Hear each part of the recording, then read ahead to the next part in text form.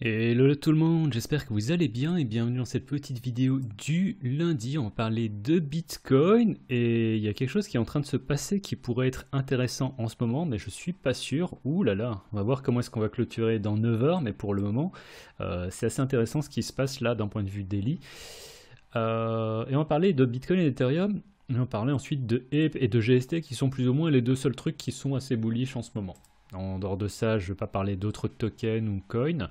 Et je voulais vite parler du cas de Dreams. Alors, Dreams, c'est encore un cas qui est en train d'être développé, mais il s'agit d'un projet NFT qui a loqué malencontreusement en fait le fonds des utilisateurs, des gens qui ont bidé en interagissant avec le contrat. Et c'est un problème, pourquoi? Parce que c'est 34 millions, soit 11 000 Ethereum, qui sont probablement bloqués de manière permanente. Alors je dis probablement parce qu'ils sont en train d'essayer de trouver des solutions, mais apparemment c'est des fonds qui vont pas être unlocked et par contre ils vont quand même faire un airdrop des NFT par rapport à tous les utilisateurs qui ont interagi avec le contrat, histoire de leur donner quand même quelque chose.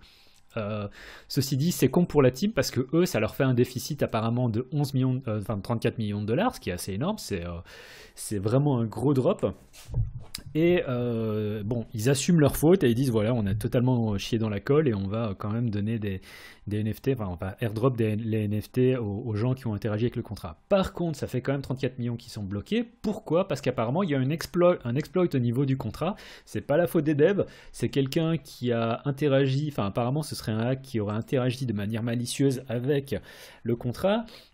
Et où il y aurait une réécriture qui dit que à chaque fois que quelqu'un veut procéder à une récupération de ces fonds, en fait, il y a un changement au niveau des datas qui fait que les fonds sont apparemment au sein du contrat, sont gelés. Pourquoi? Parce que en fait, à chaque fois qu'on fait en sorte que on veut retirer les fonds de la part du contrat, en fait, le contrat dit, bah en fait, tes fonds ils ont déjà été retirés. Alors que c'est pas le cas, les fonds sont toujours au sein du contrat, mais les gens sont bloqués. Et les devs ne peuvent rien faire, parce que ça c'est le pire en fait, c'est que limite, si les devs pouvaient faire quelque chose, ce serait pas trop grave. Le problème c'est que les devs peuvent rien faire, pourquoi? Parce que ils disent, on peut pas faire une emergency refund parce que les fonds n'ont pas été retirés. Ce qui fait que quand les gens veulent retirer, eh ben, ils se retrouvent dans un cas où est-ce qu'on leur dit t'as déjà retiré, et quand les devs veulent faire quelque chose, ils disent les fonds n'ont pas été retirés. Ce qui fait une espèce de boucle où les gens sont enfermés et que les 34 millions de dollars sont probablement perdus à jamais. Je trouve ça assez intéressant, c'est assez cocasse comme situation et ça remet bien en perspective le fait qu'il faut toujours faire attention avec le genre de contrat qu'on interagit. Même si dans ce cas-là, il s'agit d'une exploit, ce serait vraiment grave si ça avait été un dev qui avait mal fait son travail et que à cause de ça, la boîte a perdu 34 millions. Parce que du coup, là, à mon avis, en tant que dev, ça doit être vraiment chaud pour retrouver du travail. La deuxième chose qui est vraiment intéressante, c'est Tron qui va lancer son stablecoin décentralisé, donc algorithmique, un peu en réponse, il s'agit tout simplement de copier, Justinson est très très fort pour ça, pour un peu copier ce qui se fait déjà auparavant, de copier ce qui se fait avec Terra Luna et le protocole d'Anchor. Donc le protocole d'Anchor, pour ceux qui ne sont pas au courant, c'est un protocole qui permet de générer 19% de yield par an sur son stablecoin, à savoir l'UST, l'US dollar de Terra. Et ce que Justin Sun a balancé cette semaine, c'est je veux faire la même chose, sauf qu'à la place de donner du 19-20%, moi je veux donner un yield de 30% à l'année, ce qui serait assez énorme, ce qui est juste énorme. Et à mon avis, une fois que ce truc launch, ça va générer pas mal de TVL au sein du monde de la DeFi. Donc en ce moment, la DeFi, tout ce qui est sur Ethereum, c'est un peu pas terrible avec des taux qui sont moyens. Et Anchor, ça reste encore le seul qui est vraiment qui offre des taux qui sont vraiment intéressants, avec, on va dire, quelque chose d'assez solide, même si Anchor a ses problèmes. Mais ceux qui s'intéressent, si jamais vous voulez que j'en parlerai dans la vidéo de la semaine prochaine. Mais en attendant, Anchor, ça reste quelque chose de très très positif. Le seul truc, c'est qu'il faut juste passer par l'UST. Bref, ça c'était les deux petites news que je trouvais intéressantes. La première c'était le contrat et la deuxième chose c'était cette news de Justin Sun qui veut se lancer également dans les stablecoins algorithmiques. Alors, avant de commencer la vidéo, c'est marrant parce qu'on était bien ici, hein. On était vraiment, on vient de faire le truc là, il y a à mon avis dans les dernières 15-5 minutes. Voilà, on a fait un petit pump, on va dire, au cours des 5 dernières minutes, 10 dernières minutes. Et ça change peut-être la donne par rapport à ce qui peut se passer sur BTC. Je dis peut-être parce que si on récupère, je vais le prendre en daily, en 4 heures, si on récupère en fait ce niveau-ci sur BTC, alors je dis pas qu'on va les pumper d'un seul coup, mais ça ouvre la porte à du range. Et ouvrir la porte à du range, dans le cas où on est actuellement, je considère que c'est positif. Dans le sens où on a un price action qui est vraiment dégueulasse. Alors quand on regarde en hebdo on est toujours en train potentiellement de former un creux. Alors comment est-ce qu'on regarde la formation du creux? Est-ce qu'on veut regarder si ici il y a eu un creux, si ça c'est un creux et ça c'est un troisième creux, ou bien si on regarde que tout ça c'est un creux? Moi j'aurais tendance à regarder le tout véritablement. Et aussi on peut voir que ça fait déjà pas mal de temps, ça doit faire depuis le début de l'année, donc ça fait 4-5 mois qu'on est au sein de ce range. Donc à mon avis, on est en train d'arriver sur quelque chose, un mouvement qui va finir par donner lieu. Je peux pas donner de date, mais on va dire plus ou moins avant la fin mai. Pour ne pas donner de date, bien sûr. Je pense qu'on va voir la résolution de ce mouvement et ça se fera soit. Alors, ça va être soit à la hausse, soit à la baisse. Merci beaucoup, Einstein. Mais je pense que ce sera assez puissant. Et ce qui se passe en ce moment avec BTC, on va dire que au niveau des prix, c'est pas positif dans le sens où on a testé plein de fois quand même cette petite droite de tendance. Et même en daily, en fait, jusqu'à tout à l'heure, on était ici et j'étais en train de me dire, bon bah on a cassé. Et là, on est en train de récupérer. Donc quand on regarde en 4 heures, on pouvait vraiment voir qu'on était il y a quelques instants vraiment dans une situation délicate. Si on vient encore former un fake out comme on a eu ici, bah, l'idée c'est quoi? C'est un peu comme ce qu'on avait eu ici, hein. C'est d'aller chercher la partie supérieure du range. Donc ce que j'avais voulu voir à l'époque, c'était quoi? C'est qu'on a une retrace pour ensuite aller chercher la partie supérieure du range. On a directement fait un pump, on est monté, on a même cassé le range, on a fait encore une excursion. Et du coup, par rapport à ça, où est-ce qu'on se situe? On a un price action qui a fait plusieurs excursions en dehors du range, mais on est toujours au sein d'une consolidation finalement. Ce qui m'intéresse maintenant de voir, c'est comment est-ce qu'au cours des heures qui vont venir, enfin au cours de la clôture en daily, on va simplement garder ça vraiment de manière simple. Si on arrive à clôturer le daily au-dessus des, on va dire 39,2 et aussi ensuite en intraday à récupérer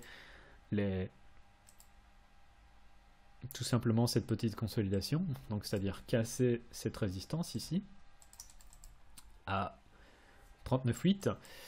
À partir de ce moment-là, je pense qu'on peut vraiment prendre un log en se disant on va aller chercher ça dans un premier temps et puis ça dans un deuxième. Donc quand je dis premier temps, c'est ça. Première target, deuxième target. Et ouais, ça c'est le setup log, mais il faut attendre qu'on récupère la cassure des 39.8 pour moi. Donc en cas de cassure des 39.8, on va acheter un retest et on revient vers 39.2. Et c'est incroyable parce que moi je m'étais dit, j'ai pas pris de log, j'aurais peut-être dû. Mais le sentiment sur Twitter était ici, hein. On était à 39,4 et tout le monde était déjà en train de parler de ouais, on va finir à 15 000 $. Et c'est assez fou de voir comment juste, vu le sentiment bearish qu'on a eu ici, de se dire qu'on aurait pu acheter là pour jouer un rebond. Et je sais pas si ce sera une bonne idée, on verra ça au cours de la semaine. Pour le moment, c'est compliqué pour moi d'avoir un billet. Mais ouais, enfin, le sentiment était véritablement bearish et je trouve ça marrant de voir que quand le sentiment est aussi bearish, acheter, c'est pas forcément une mauvaise stratégie. Mais comme j'ai dit, ça se vérifiera au cours de la semaine. Et ça, j'en parlerai au sein de la vidéo la semaine prochaine. En attendant, mon avis, c'est que si on récupère l'intérieur du range, qu'on arrive à avoir la cassure de cette résistance, on achète ici pour aller chercher 1 et puis 2. Et je peux pas dire qu'on va aller chercher les 44, les 40, enfin les 52. Je peux pas trop m'exciter là-dessus. Donc en attendant, c'est simplement rester sur du chop d'une consolidation au mieux. Sachant que la consolidation, c'est encore ce qu'il y a de mieux parce qu'on est sur des price actions qui sont un peu dégueulasses. Donc la consolidation permettrait éventuellement un breakout, mais on n'y est pas encore. Donc pour cette semaine, moi tout ce que j'ai à dire, c'est on reste encore sur l'idée de faire du range sur BTC. Ethereum contre BTC, on est aussi au sein de cette consolidation ici. Alors, on y est déjà depuis un certain temps. Et soit on continue à consolider ici. Et dans ce cas-là, bah, qui sait combien de temps on peut rester encore entre ces prix. Soit on vient dumper et on vient voir comment est-ce qu'on arrive à se trader au sein de ce triangle ici. En espérant qu'on arrive à le casser pour aller monter beaucoup plus haut. Et donc moi j'ai fait tout ça ici. Enfin, j'ai fait mon petit sell on the way up parce que j'aurais bien un truc. Voilà, les gens vont être bullish à mort et oublie pas de vendre. C'est un petit reminder pour moi parce que je sens que si on a ce triangle ici, qui est un triangle qui est gigantesque, si on a une cassure, alors je ne sais pas dans quelles conditions ça se fait, mais si on a une cassure à un moment, et qu'on a une uptrend qui continue, les gens ici vont dire « Ouais, Ethereum, c'est le futur de l'argent ». Ils vont être super excités. Je ne sais pas où est-ce qu'on va monter, ça va être la question, mais dans cette zone ici, les gens vont être en mode voilà, Ethereum c'est le futur de l'argent, Ethereum c'est la plateforme de smart contract qui est le futur, Ethereum c'est blablabla. Et on va avoir un dump qui va être violent. Et on va potentiellement, en fait, suite à ce dump, potentiellement faire une retrace qui sera violente avec un deuxième rebond qui sera encore potentiellement violent. Et au cours de, je sais pas, 2023-2024, se retrouver avec des prix qui vont dumper, qui seront plus bas que ceux où on est actuellement. Ça, c'est ce que je pense. Est-ce que ça va se passer? Je sais pas. Et ce que j'ai indiqué ici, c'est qu'à mon avis, le top de Ethereum contre USD, pas contre BTC, ce sera davantage au sein d'un rebond, et ce sera pas forcément ici. Donc mon avis personnel, c'est que, et on verra bien à quel point je me trompe ou pas, ça je vais virer, c'est que on va avoir un premier pump qui va peut-être créer le flippening, on va avoir un dump, on va avoir un rebond, où BTC sera en fait va pumper, et en fait on aura un Ethereum qui sera à une valuation plus haute contre l'USD mais pas contre BTC, et en fait qu'à partir de ce moment là, lorsqu'on aura l'USD, le top contre l'USD, en fait on aura le top de ce bull market. Même si certains vont dire voilà, on n'est plus en bull market, on est en consolidation, mais c'est pas pour autant qu'on est fini. Et mon avis, et on verra bien si je me trompe, hein, je peux tout à fait me tromper, c'est qu'on va voir un truc comme ça. Donc voilà, c'est simplement un truc que j'ai mis pour moi. Est-ce que je vais avoir raison? Je sais pas, mais je l'ai marqué sur le chart, donc je vous explique un peu mon point de vue. Donc Ethereum contre BTC, bah toujours pas grand chose, hein. Et si on vient dumper, je veux acheter parce que Ethereum contre BTC, quoi qu'on en dise, reste très très fort. Mets pas tes doigts dans la porte, tu vas te faire très très mal. Dixit le lapin du métro parisien. Bref. Je sais pas d'où ça sort ce truc, je suis désolé. Et Ethereum, on est sous... C'est un peu comme sur BTC, hein. Si on arrive à faire du surplace, ça serait encore le mieux. Et ce qui serait positif, c'est de se dire qu'on a fait un triple... un triple stop, enfin un double stop run, parce que du coup on a le low, on a un stop run, un deuxième stop run, et si on arrive à se retrader ici au-dessus, ce serait vraiment vraiment positif. Bah, on pourra aller chercher les 3100 d'abord, mais ensuite se dire qu'on peut aller continuer l'uptrend. Ça c'est un setup que je trade pas forcément, mais je connais des traders qui sont super à fond dans ce genre de truc où ils disent bah ça c'est un bottom signal où Ou c'est con, hein, parce que tu sais que tu as déjà eu un stop run, tu as un deuxième stop run éventuellement ici. Qu'est-ce qui se passe? Bah, t'as ton... Soit tu attends la clôture, et c'est généralement ce qu'ils font, tu attends la clôture demain, et tu as ton stop qui est super bien défini, et vu qu'on est en daily, tu te dis, bah écoute, on va aller chercher ça ici. Et ça fait ça fait un trade à 4 heures qui est sur un setup qui est vraiment pas négatif. Alors, soit on est prudent et on fait comme moi et on prend une partie des profits lorsqu'on arrive sur résistance, mais s'il y a des gens qui sont vraiment motivés en disant voilà, Ethereum va vraiment pumper, euh, ça c'est un setup de trade quoi. Et pour revenir aussi à cette idée de scénario dont je viens de parler sur Ethereum en vue du flippening, je sais que ça va choquer des gens, mais si ça se fait, je vois bien Ethereum passer à 10K avant la fin de l'année. Donc je vais pas prendre de pari parce que je suis pas non plus totalement fou. Mais mon avis c'est avant cette date ici, Ethereum est à 10K.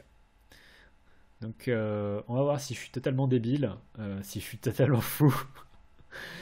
Donc voilà, je vais m'arrêter là parce que je sens que les prédictions là, ça va 2 secondes.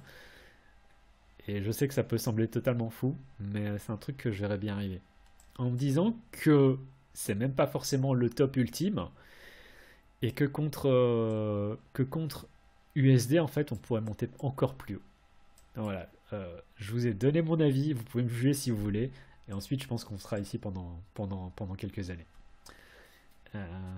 C'est mon analyse macro, à quel point est-ce que je suis fou, je sais pas, mais le fait de prendre du recul aussi,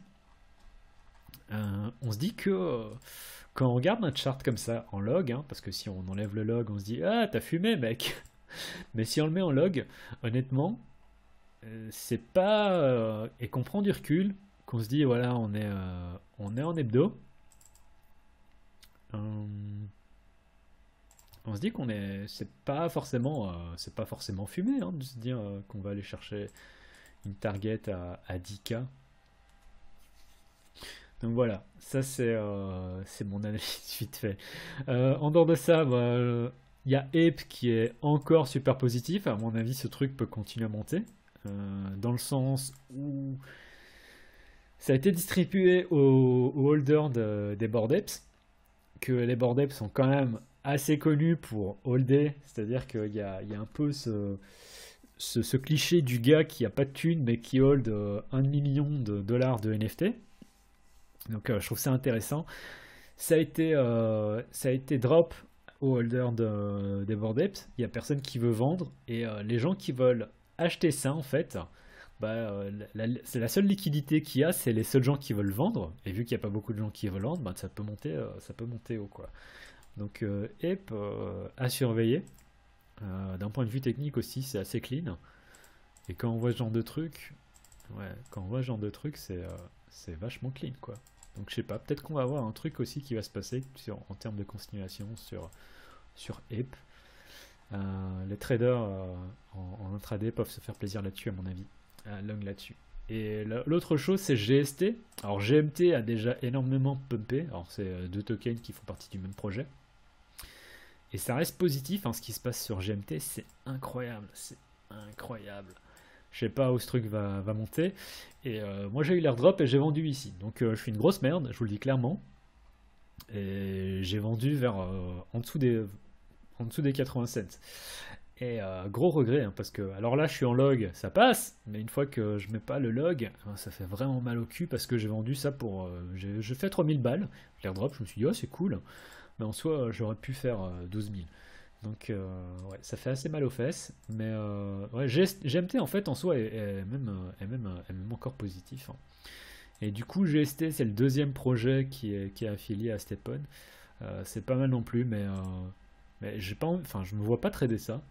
Donc je sais pas. J'ai pas envie d'en parler plus que ça. Bref, c'était tout pour cette semaine. C'était Graph en vous souhaitant une très très bonne semaine. Tchuss.